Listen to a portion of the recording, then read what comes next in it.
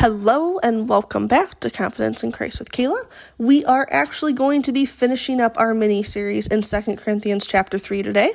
We are in verse 18. So, recap time. Paul, Old Covenant, New Covenant, why we don't need to veil our eyes or have a veil over us, why Jesus set us free. We can be bold wherever the Spirit of the Lord is. That is where freedom is. Okay, that's what we've been talking about. So now, here we are. He's kind of finishing and wrapping this part up. Okay, and he says, and we all, who with unveiled faces contemplate the Lord's glory, are being transformed into his image with ever-increasing glory, which comes from the Lord, who is the Spirit. Boom, mic drop, he walks away. That's kind of what I picture in my mind. So, let's break this down. So we all, believers, he's talking to us, okay? So this is what we're doing, with unveiled faces, okay? With unveiled faces, we know the truth. We aren't looking through the old covenant anymore like Moses was. We are looking with a lens of the new covenant of Jesus. So with unveiled faces, we contemplate, we think on the Lord's glory. We reflect on it, okay? And we are being transformed into his image, okay, with ever-increasing glory, which comes from the Lord, who is the Spirit. So he's driving home that point again, that God is the Spirit. They're not separate things, they are one, okay? We are different than Moses because we see through that new covenant. We reflect the glory of God differently. Remember, Moses reflected the glory of God when he came down from the mountain. That's why he wore the veil. Blah, blah, blah. We talked about that. But we reflect it differently because we're being transformed from the inside out. We are being transformed by Christ to look more like him. And this radiance, this glory, doesn't fade like the old covenant.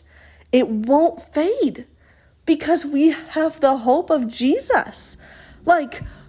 Boom, mind blown, right? We can walk in confidence because we are being transformed into the likeness of Christ, okay? Into that ever-increasing glory. And it comes from God, comes from the Lord, comes from Jesus, comes from the Spirit. Use whichever one of those you want. But we get that. We get to be transformed. And I'm not saying that Moses wasn't transformed, but he was transformed in a different way because of that old law, that old covenant.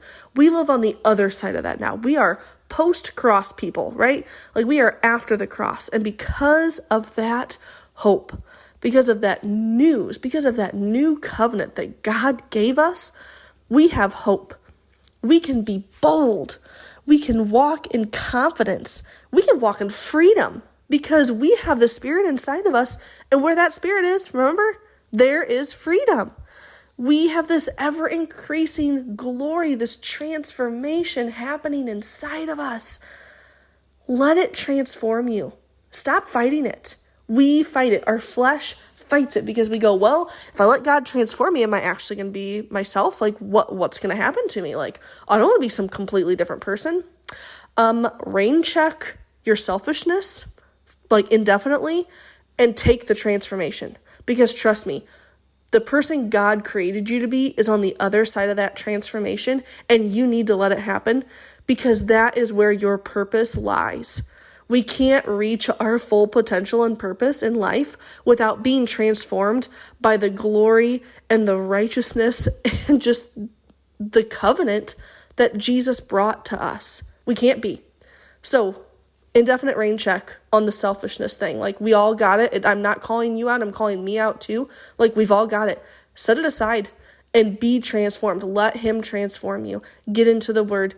Have a conversation with God like we've been talking about and let it transform you so you can walk in that freedom daily and you can be bold because you got this. And actually, it's not you. It's God. God's got this. So let him got you through it all. Let him transform you and just pour over you so you can live in the new covenant of God and Jesus' resurrection and life. Let yourself be free, friend, thanks to Jesus.